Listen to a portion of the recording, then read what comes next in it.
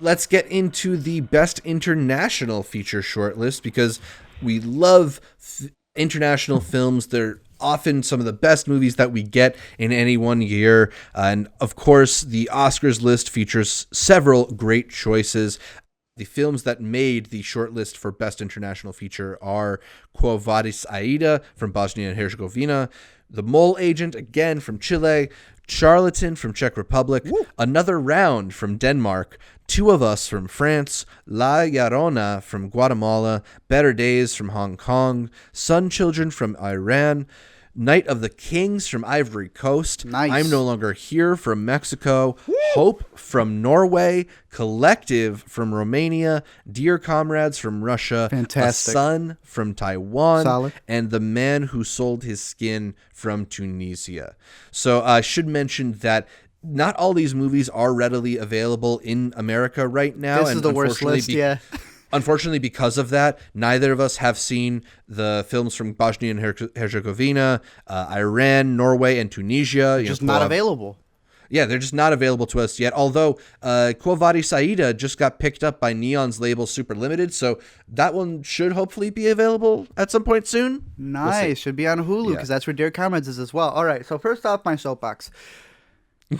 They're never made available. And even now that we have the World Wide Web, we're still trying to do geo restrictions on something that is fully accessible to everybody. And that is one of the biggest problems why I feel that a lot of Americans don't go out of their way to see these flicks. Of course, there's a subtitle thing, right? Bong Joon-ho came in, gave us a classic line that we remember forever about getting over that border. There is just the accessibility factor, right? If you're already having trouble, wanting to watch these films, if you can't even have them readily available to you, yes, that's what's causing this disconnect. And I feel that we have the internet and we have a way to make these movies get out there so that more people can realize, yo, there are great movies everywhere. They're not just in America. And even with dubbing, look, I am a subs over dubs guy, but I understand, again, accessibility. Maybe some people, they can't focus on both or they really want to see it. We've talked about Netflix dubbing and how they've gotten so eerily close to matching the lips. I think with Flea, another one that is a foreign documentary that's going to be released this upcoming year, they're doing the dubbing with Nikolaj and with Riz Ahmed, and they are realizing that that's going to be a way to be able to get these stories out there. There's no reason why out of all the categories that we talk about, they make it so difficult to see it. There should not be these many movies that we don't have access to, especially in this time. And this is the year we've had it most accessible. How would we have seen Dear Comrades, bro? I would have had to gone to go visit you in New York. Yeah, but now it's up on Hulu. A lot of these that would have not been available if Two of Us didn't get its virtual release. If La Llorona wasn't available on Shudder. I'm No Longer Here, which is on Netflix. Another Round, which got its virtual release. Yeah. Not only would they have been limited to where they would have been released, but if you don't live in a big city with an art house theater, you wouldn't have gotten these. End of whatever. Yeah, and I wonder if for the case for some of these, it's just that they don't have the distribution like Quo Vadis Aida, which only just now got picked up, or if it is just this holding off and hoping that they'll get a bigger bump if they get nominated for the Oscar. But yeah, it does ultimately mean that there is less interest in a category like this, which is often a great category, but less interest because these films don't end up being as widely seen as opposed to a year like last year when we had several films that I think people were really excited about that were international features. But putting aside the movies that did get on the short list, there's stuff that did not get on the short list. Yes. Now, I don't know if there's anything that was a submission that you liked, but let's first talk about the stuff that didn't even get submitted. What were some of your favorite foreign films from 2020 that their countries didn't even choose to submit to the Academy? Okay, Zach. What's the rule? Because it's not it's not foreign, it's international. It's not international. It's international. So I think each country has a film commission that submits one movie, and they pick it. Yes, but the UK doesn't count. Yeah, right. I guess not, because they're. I don't know if English. Canada counts either. It counts if it's in a different language. Yeah, because they have one here that's 14 days, 12 nights. There you go. So, it stinks, but I know Sorry We Missed You, I believe, would have counted for last year and Small Lax, but I always find it intriguing how it's like, those are foreign films, but they're technically not foreign films. Yeah. Identifying Features and I Carry You With Me are two movies that were also part of the ones that Mexico had to decide which they were going to submit. I love that it's I'm No Longer Here, available on Netflix. But, I love Identifying Features. I Carry You With Me was one of Alina's favorites of last year as well. Those are two movies that I would definitely have on people's radar. Twilight's Kiss. I was so surprised that Better Days took it. Because I remember seeing Better Days. I was like, oh, Better Days from Hong Kong. The bullying one? I think Better Days is a pretty solid movie, but I can't believe it took over Twilight's Kiss, also known as Suk Suk, a movie talking about two elderly men who realize that they're going to have to go to a retirement home, but if they go to a retirement home and it's not one that is pro-gay rights, they will not be able to be with their partners. How do you even fight for that? Because in fighting for it and coming out, you are going to be ostracized. That goes even deep into the making of the movie and how they had trouble even finding actors for it because they wanted older men, older Asian actors. Well, what's the movie talking about? None of them wanted to even be cast in this role because it would have been an embarrassment for them. So just trying to find the casting for these people was something that was difficult. So that would have been a good one to get in there. I had mentioned how Martin Eden should have been Italy's submission, not Nocturno. And Tremors. Tremors is a movie from Guatemala about a man who gets completely ostracized from his family because he is gay. And it's a very religious movie. And not only do they want to ostracize him because of the religion, but because the family's pretty wealthy. They're like, nah, bro, we're going to cut you out from all the money.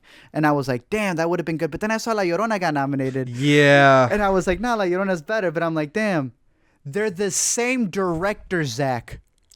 Oh, really? Shout out Bustamante. Bro, I guess I got to go watch Tremors. The homie has two movies. He's pulling a Soderbergh, fighting with himself for the best submission. I'm glad La Llorona got it. But yeah, that was one where I was like, damn, this one didn't get it? Who got it? Oh, him. So yeah, shout out to the man. He's been doing some good work there. But yeah, those would have been the ones that I know didn't even get a submission. And then I still have my other list for the top. But anything that didn't get a submission for you that you would have liked to see? The number one movie that I can't wait for you to see, The Disciple, which was not chosen by India, as we've talked about in the past. What'd they choose?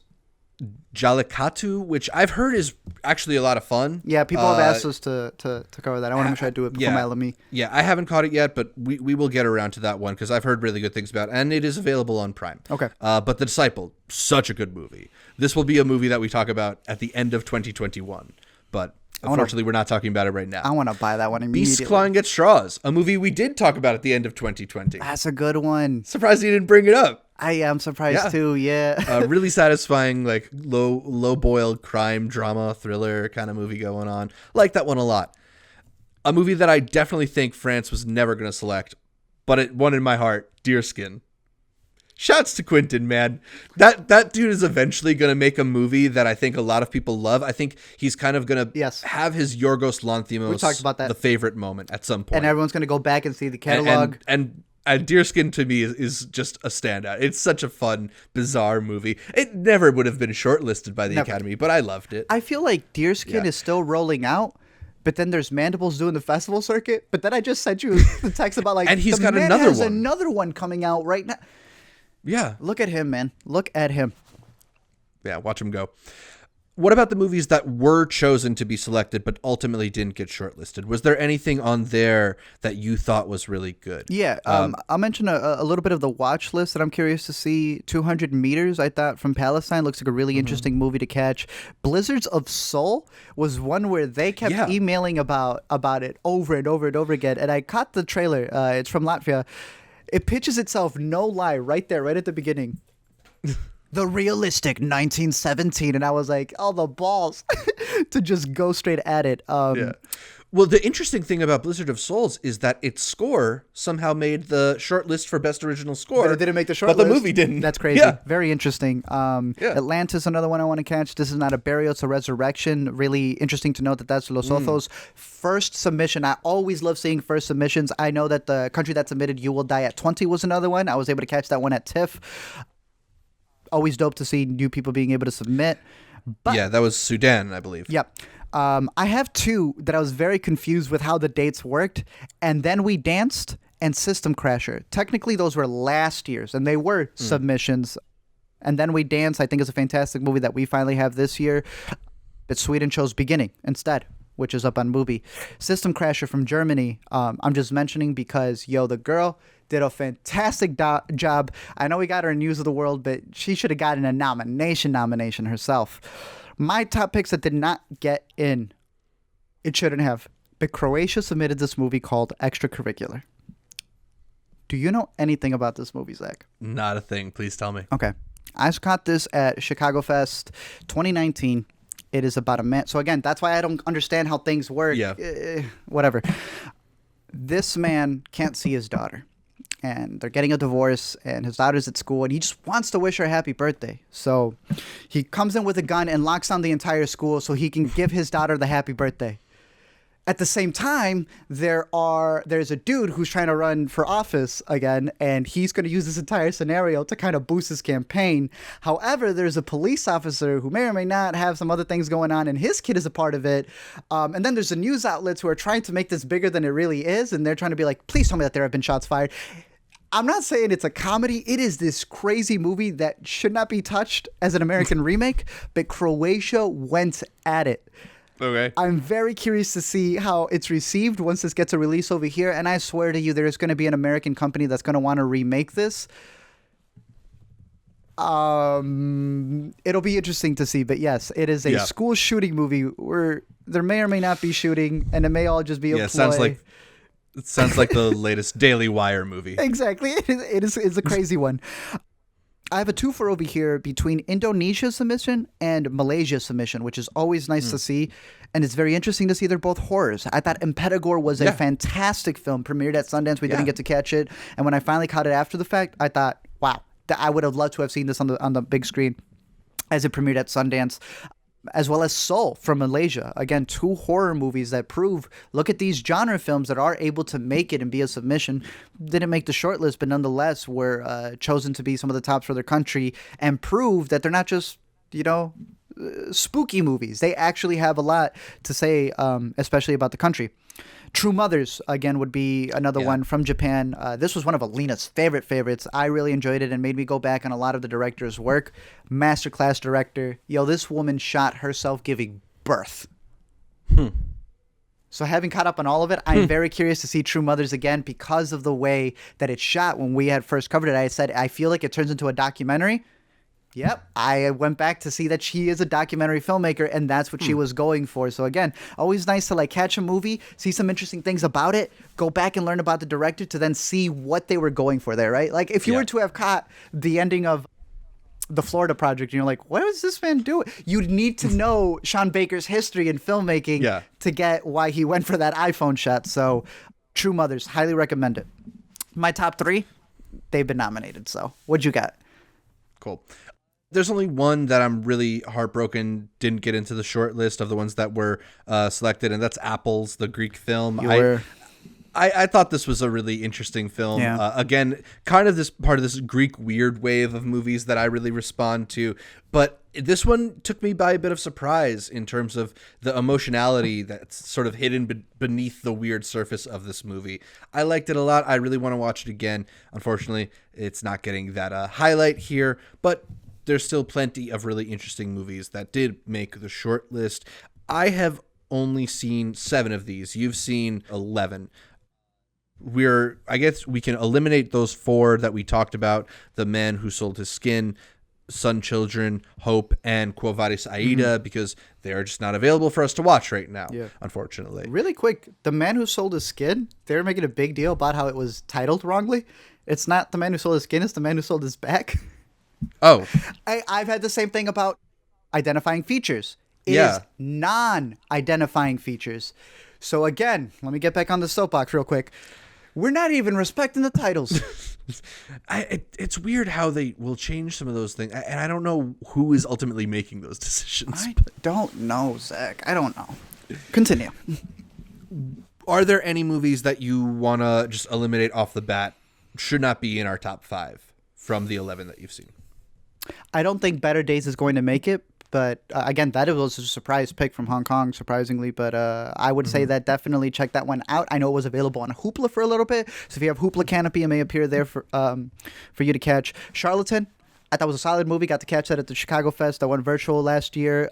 I know Agnieszka Holland. She has made some movies that some people vibe with, some people don't. I thought it was an interesting look at a doctor who may not be the most scientific, but he's trying to help people by, looking at their urine during this communist era there in, I want to say it was in Poland, but it was a Czech movie, and how the Communist Party's like, no, you are going to work underneath us. Then there's a whole other element about his own personal life and his relationships. I didn't think it was that bad, but I don't think that'll make it through. A Son? Yeah, the 2.5 hour Taiwanese movie, which is available on Netflix for those of you who want to check that one out. A big conversation with this one, and let me dust this one off again. Let me get on the soapbox. When everyone started talking about it and that it got its nomination, we can complain about how Netflix didn't push it. Cool. It got a nomination. What can we do right now? What can we do right now, Zach? We can literally go watch it. Yeah. That's how streaming works. Yeah. Where's Sun Children? Where's the man who sold his skin back? Where's Hope? You know what I'm talking about? No. Yeah, at least this one is out there. It is available. Off the soapbox. I don't think it should get it. I find it very interesting that a lot of people didn't like One for the Road for certain reasons. And then A Son does everything that a One for the Road did as well. I think it's a very interesting movie, maybe a little too long, but a fascinating look at like fathers and sons to a degree and the repercussions of what happens when certain decisions are made and how that affects the entire family as well. Give it a watch. It's Taiwan's submission that's up on Netflix.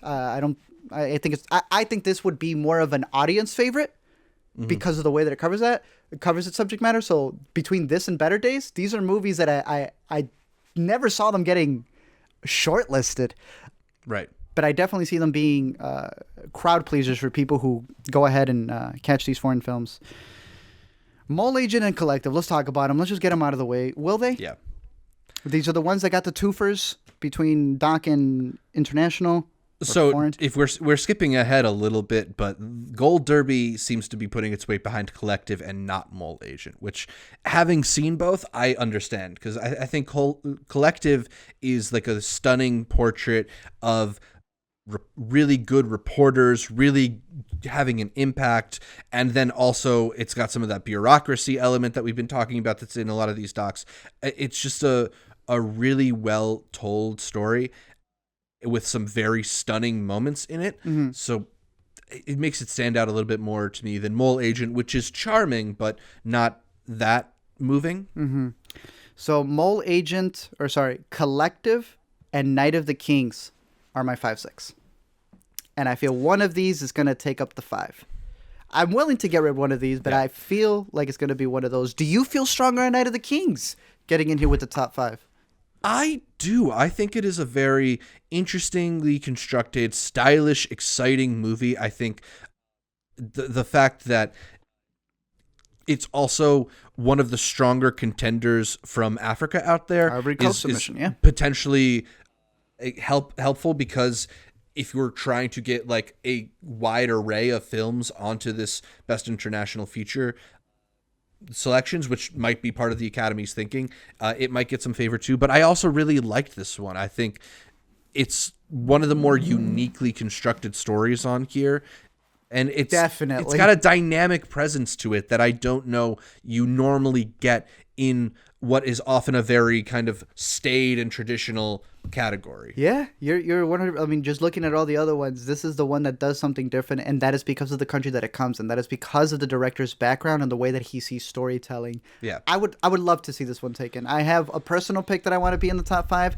but if Night of the Kings took that one slot, I'm completely okay with it. Yeah. All right, so let's talk about what we're going to put in our collective top 5, because not collective. They're maybe not collective.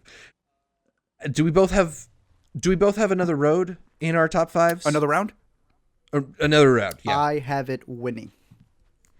I think there's a good chance it could. It's, perhaps the most mainstream feeling of these movies, like one that you could plop right into an American movie theater and it'd probably do pretty well. Winterberg deserves it. Part of that is because it has Mads Mikkelsen in it, giving a really good performance. But I think this is, of all 15 movies here, the most likely to have an American remake in the next 2 years. Force Majeure, Downhill. Oh my gosh, you're right. Yeah. Yes, I have another round in there. I want it to win, and I believe it'll win as well. So yeah, I could see it winning. Another one that I at least hope has a chance at winning is one that I think is going to be in your top 5 as well. I'm going La Llorona. La Llorona is the one that I want to get a nomination. If it wins, I haven't even considered it winning. If it wins, first of all, let's pause on the international side. A horror movie winning, is always a genre film winning. Comedy or horror are always things that I am there for. That would be fantastic. This is the one though that I worry may not even get a nomination because we may have Collective or Mole Agent or Night of the Kings in there. Yeah, winning though, I'm happy with it getting a nom. Getting bounced. Okay. Yeah, I would really, really hope that it gets a nomination. But I do have it in my top. If we are in charge, it is definitely getting a nomination. Thank you. I'm glad you really like this one, man. I thought this one was fan-freaking-tastic. It is. I regret not at least giving it honorable mention on our best of 2020 list, but I, of course, hadn't seen it then. Mm-hmm. It's really stunning. The vibe that it gives you is so unsettling, yet it does it in this kind of historical package, and just the way in which it's able to turn a sea of faces into this sort of menacing presence. I've liked so much about this movie. It's so good. Check out Tremors, the boy, with a double feature over here. All right, Gyro. I got to see what he's got. Two of us. I know you didn't like it as much, but it may not make your personal top 5, but I think we could both agree, knowing France's record, knowing how the Academy works, it's definitely going to be a shoo-in to getting one. I personally did enjoy the movie. Mm-hmm. I don't think it should win, but I see it being one of the top to get a nom. I wouldn't have it in my top 5. Okay, that's fair. But I definitely could see it getting an Oscar nomination. I kind of want to make the case for some of the ones that maybe we like a little bit more. Let's go for it. I think we talked about Night of the Kings. I think we can throw Night of the Kings in our 5. Over two of us? Just for us. It's just you and me, man. I like two of us more than Night of the Kings. Really? Okay. Yes. Okay. What about... Well, remember, they'd be 5 and 6. So we'll get back to that. We'll argue that in the professional. What about I'm No Longer Here? I'm No Longer Here, I believe, fits in the top 5. I saw that you recently caught up with it. I did. Did you catch my tios talking about it? Netflix has this nice little thing with, I believe it's Coron and Guillermo, and they're really discussing the beauty of the movie and the presence of it, and the juxtaposition between Mexico and being over here in the United States, how you start maybe losing your identity in order to assimilate. I know we caught Son of Monarchs at Sundance. Did you feel the same way about this one? Did you feel it was a better version of that? I definitely like this one more than Son of Monarchs. I thought both... Son of Monarchs it's interesting you bring up that comparison, because these are both stories that are kind of two movies in one. Mm-hmm. You have the more hangout vibes or the more family structure in Mexico, and then you have the immigrant story in New York City. And it was a science, an immigrant story, yeah. I liked the going back and forth more in I'm No Longer Here. You really get a feel for what he's missing in his transition, but also just the way it immerses you in this sort of cumbia culture, right? I found to be just a much more interesting perspective. And the way in which he finds happiness in that community and then it's taken away from him, I think is really interestingly told. Gosh. I also really like the aspects of trying to fit in New York once he's there. I don't know. I just liked a lot of aspects to I'm No Longer Here. I think it maybe was slow in certain sections, but ultimately it's a really strong story. And yeah, for me, it's in my top 5. All right, perfect. Did you get to catch Dear Comrades? I didn't, but if you're telling me this is a top 5 movie, I am happy to oblige, because this one looks really cool. It is. It's top 3, bro. I am hoping that this one also gets a cinematography nomination. Every year we talk about how one of the 5 is always going to be a black and white film. Gunda fits there. I know that it may be Mank, It should be Dear Comrades. Dear Comrades is the one movie. It's out on Hulu, like we said. It's being distributed by Neon.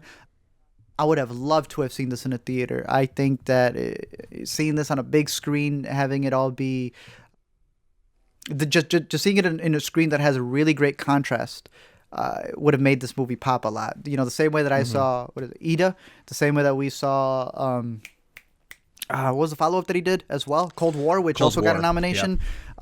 No, this one deserves the exact same praise that those are getting. So, yeah, I would highly, highly recommend Dear Comrades. Yeah. And you mentioned cinematography. Cinematography, for whatever reason, has been a category that seems to embrace international movies. In 2018, 3 out of the 5 cinematography nominations were for international movies. So, yeah, maybe Comrades is able to sneak in there. That was the year that it was Roma, Cold War, and then there's that German film, Never Look Away, that got a cinematography nomination. That was 2 black and white films.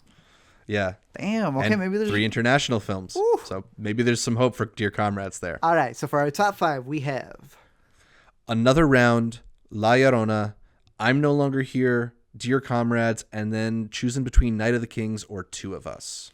For our list, as much as I enjoy Two of Us, I'm taking your arguments on the different type of storytelling, on which one is more innovative, on actually honoring and giving the nomination to someone who's coming out to do something different. I'm going to give it to Night of the Kings. Hell yeah, you are. Awesome. I mean, Night of the Kings is a great movie. I want more people to see that one. And it would be a really exciting nomination for that movie if it got in there. I agree. That's one of the ones where it's like, you got to get used to the storytelling at first. Yeah. And once you get to it, it's like, all right, I see how the groove is going. So that's why I want to catch it again. Now that I've been hit with the way that they did the storytelling in the circle. I kind of feel similarly about Night of the Kings as I do I'm No Longer Here, in that there's really electric sequences and then it slows down and then it picks back up and then it slows down. Oh, that's fair. But yeah, I really like those movies. I could put up a fight for Collective, but again, like, it's just a little bit hazy in my memory. Yeah, Collective and Mole Agents, as we know, they're just gonna come in and wreck. They're bound to take something, but yeah, I'm gonna be really surprised to see what ends up getting nominated, what ends up being like the thing we didn't see coming. But there's always bound to be that. But yeah, those are our 5. Gold Derby's top 5 in the international film category is Another Round, Collective, Quo Vadis Aida. I guess we're going to have to catch up with that one. That's the one that I think's going to surprise. Two of Us, and La Llorona. They do have La Llorona in the top 5. What's 6, 7? 6, 7, 8 is Dear Comrades, The Night of the Kings, and I'm No Longer Here. So all the ones on the margins are the ones we really like. Come on. Yeah. So a lot of good stuff there. And then, we just really need to catch Quo Vadis Aida, I guess. Damn. Neon, hurry up. Yeah, give us that movie. Let's go. But wow, Zach, it's almost like 2020 had decent movies.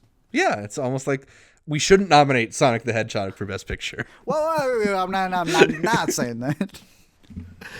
But yeah, solid list.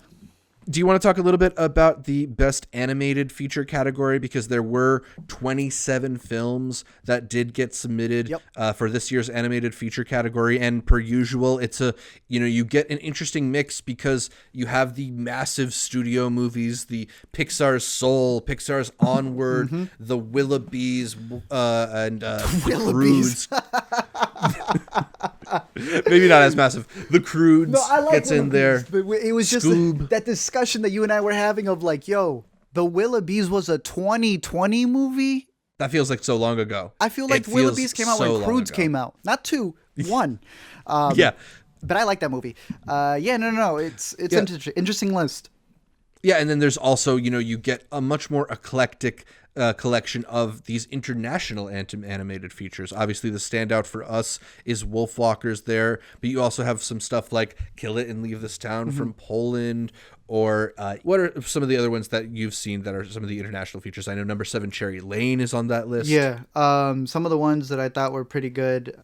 Kill It and Leave This Town is, I don't want to say like I was fascinated by it, but I found it really intriguing because it's this dude who worked on this documentary or worked on this thing for 14 years animating it. And it arose from being raised in Poland during a time where it was very industrial, and he was always busy working. And he never had the time to say goodbye to his parents. So when they passed, he made it like his life's work to get this done.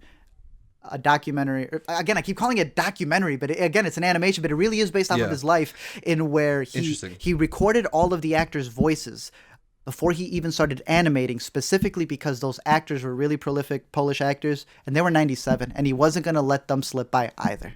You know? Again, I'm very curious to hear your perspective on this movie. It's got this very... Really want to catch up with it. Alina called it like ballpoint pen on a college ruled paper type of drawing. Yeah. But it's got this very subconscious look at, like, while something is happening in a scene, like fish will pop up, something that's really like a memory or that's about to happen will interfere in a present scene. So it's got this very interesting flow to it. And the way that he's described releasing this movie, he's like, I find it fascinating how when I come to America or Japan, they're like, the way you showcase the Communist Party being evil, you just got the horror as well. While when he shows it at home, a lot of Polish people and a lot of other European countries, audiences are looking at it and going like, thank you for showing the beauty within all the chaos. So I'm looking forward to revisiting it just to see how I feel about it in a second round, because there's a lot happening on screen. But I thought that one, just the production behind it and just the all the energy that he put to it and how personal it was, I think was a standout. There's two that I want to mention that didn't even get nominated. We were seeing that it wasn't. Not weren't submitted even submissions. Yeah, Wolf House was one that I would prefer over Kill It and Leave This Town. Available on Shudder now. Available on Shudder, and holy smokes, that is done by these two artists who next up are working on a series of paintings that they want to make to then see if they can make that into a movie. These dudes, it's just them, I think, with like some assistants that they had here and there. Yeah. They rented out an art gallery, from what they said, and constructed this movie that takes place all in a house about a woman who goes in there and sees these pigs and turns them into kids, tries to raise them. And the whole movie is done in what feels like stop motion clay right in front of you in real time. And it never stops. There is no cut. It just goes from transforming one thing into another, and that is the entire runtime. Fascinating. It's really cool because it does this mixed media thing where it is stop motion, but so you see it looks like drawing on the walls, and then all of a sudden the drawing on the walls will become kind of 3D and turn into paper mache. And the way that it blends these different art styles with this stop motion thing, it's very unsettling, but also so captivating. You can't look away from how they mold and morph and transform, because it's not a movie where they cut suddenly to a new screen. Everything transforms into the next thing. And I found that to be a crazy experience. Yeah. It's also like sometimes you can even see like the smear of the previous drawing, and that's some of the stuff that I love. I love that. You can tell there's like physical labor being done on these pieces of art. Can I tell you what it's very about? Intriguing movie. Surprising. No. Yeah, me either. I have no idea what I watched other than that it was beautiful, captivating, in a twisted, dark way. It's a shame that it didn't get submitted. Yeah, that's crazy to me. But yeah, definitely check that one out. I think it is an experience for sure. And I'm listening to some of their interviews talking about the significance of what it has to do with their country and the folklore that's there. But yeah, I would highly recommend that one. Bombay Rose and Number 7 Cherry Lane both had TIFF premieres. I'm very upset because none of these have had releases, though. Bombay Rose was supposed to come out on Netflix in December. We talked about it on a stream. Then it disappeared. They were on Twitter talking about how, they needed to fix some things to make sure that it was eligible for Oscars. I don't know, man. Like, it should have been out. We are now nearing March, so it is 3 months delayed. That's very upsetting to see, but I have been curious to watch Bombay Rose and Number 7 Cherry Lane, as well as The Nose or Conspiracy of Mavericks. That is one that is so up my alley. I'm a big fan of the Triplets of Belleville. This has a very similar kind of aesthetic where you're entering this world where some people are noses. I don't know if it's like covering the bureaucracy of this world or whatnot, but that sounds right up my alley. No release for it whatsoever, but another international one that I was able to catch was A Whisker Away, which is okay. I think Lena may have liked this more. I feel like a lot more anime fans like this more. This one is up on Netflix. Shaun the Sheep, the Farmageddon movie, also up on Netflix. It's a cute movie. I'm a big fan of Aardman in the movies that they make. I like Shaun the Sheep. It's good. It's solid. Scoop, no, that's not, no. Ride Your Wave is not a bad movie. I think it's a really solid movie. It's up on HBO. I prefer Weathering with You, but I know that doesn't constitute as a submission for this year. That was a submission from last year. Yeah. Red Shoes and the Seven Dwarfs. I don't know what that is. I don't know, Zach. I don't know what that is. My Favorite War is up on Vimeo. I rented this one for $14, and just like a lot of documentaries that we've been covering from Waltz to Bashir, Flee from this year that uses animation. This is a movie that cuts between being a live action retelling of this woman's story and then uses animation to tell it. I was like, yo, this reminds me of Waltz to Bashir. This reminds me of Persepolis. First line in their log of press notes. We were inspired by Waltz of Bashir and Persepolis. So if you were a fan of those two movies, definitely check this one out. It's a harrowing tale about like how they kind of had to flee and the stuff that they went through with the war that happened in their country. And like I said, that one is up on Vimeo. Earwig and the Witch? No. No, I don't. This one's on Netflix, isn't it? This one is on HBO, and it is Studio Ghibli's 3D movie. Oh, right. Is this the one from Miyazaki's son? Goro Miyazaki. Yeah. Yeah, okay. Sure. Mosley is a movie from Australia. It looks like Australia's got in their own DreamWorks department. Again, you can catch everything from this movie. Their site is full of press notes. It is full of behind the scenes visualizations. Every single actor who did a voice link, they have a 7-minute featurette. They have clips. They have can't find the movie. But it looks like a fun little movie that definitely is built up on the dialogue of these, like, I don't know if they're camels or something that are trying to travel from one place to another. It looks pretty funny. Hoping to see that one get a release, as well as Calamity. Calamity reminds me of Spirit. I don't know if you remember that horse movie. Yeah. But Matt Damon.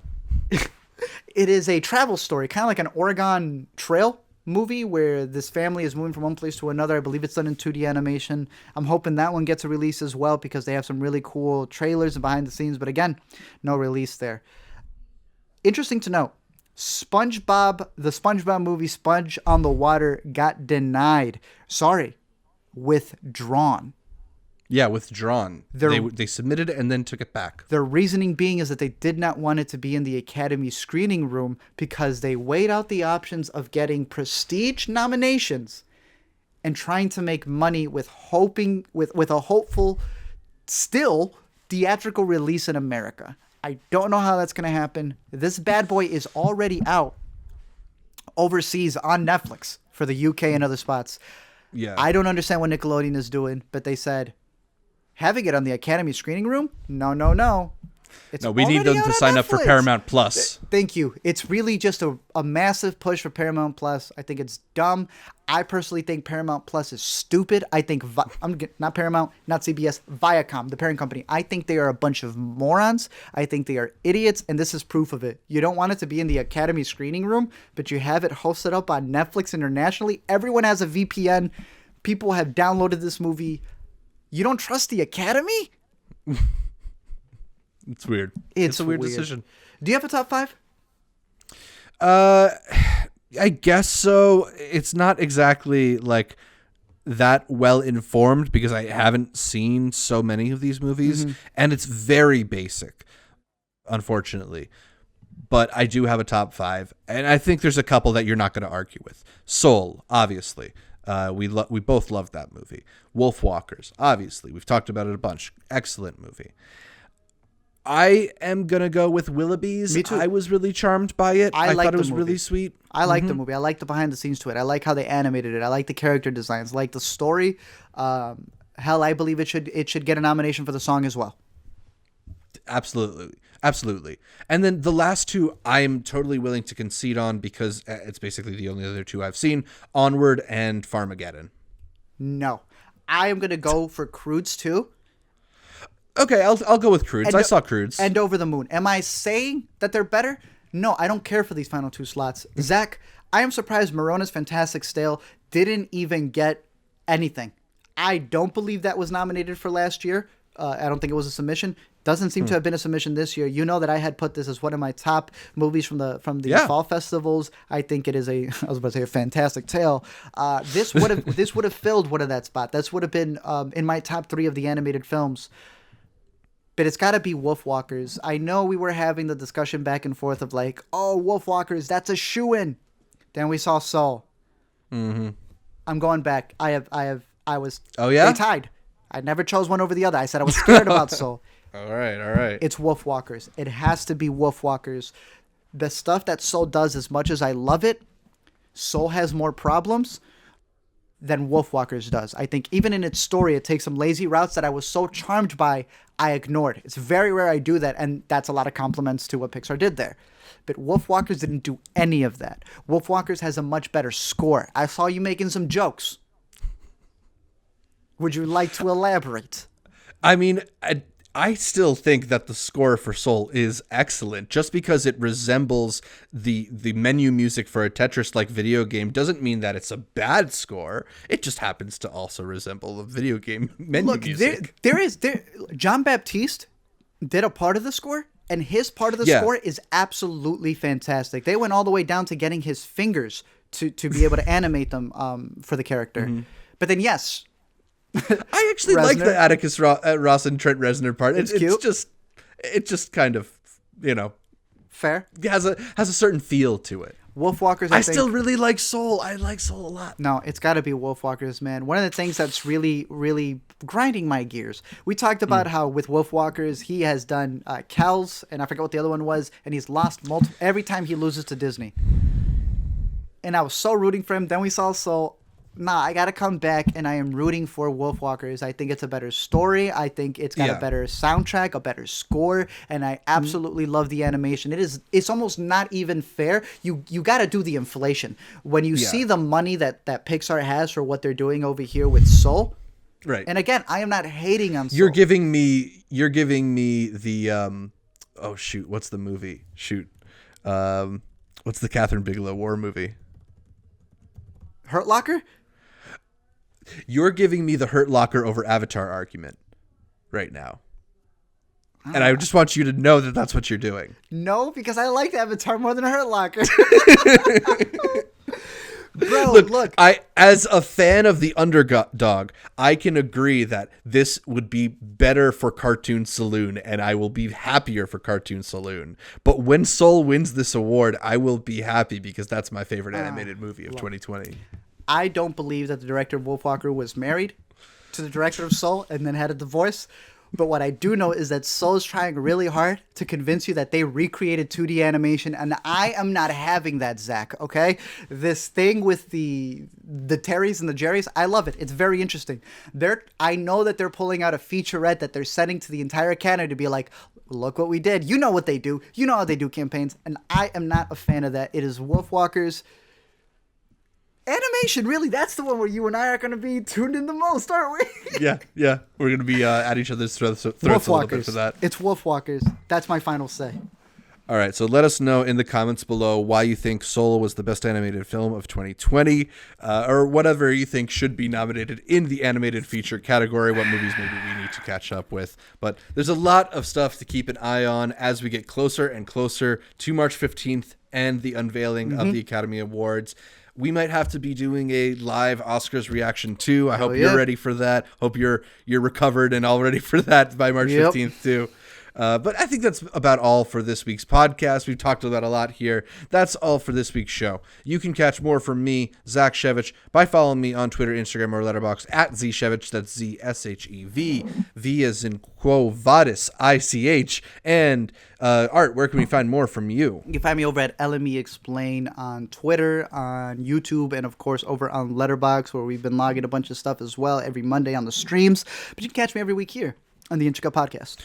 You can listen to every episode of the Intercut Podcast on iTunes, SoundCloud, Spotify, whatever your favorite podcatcher is. I like Overcast. And then don't just listen to the audio, but subscribe to the video podcast on youtube.com/intercutpod, where you can watch our bright smiling faces as we break down the latest in entertainment. Find new episodes of Intercut every Monday. Please leave us a comment, like the video, and consider heading over to iTunes to give us a 5-star review. That really helps the podcast. Like in our Facebook, Instagram, and Twitter pages pages. All of them are at Intercut Pod to get updates throughout the week from me, from Art, from all the guests that we feature here on Intercut. Thanks again for tuning in, and until next time, remember, don't keep the steering wheel too straight.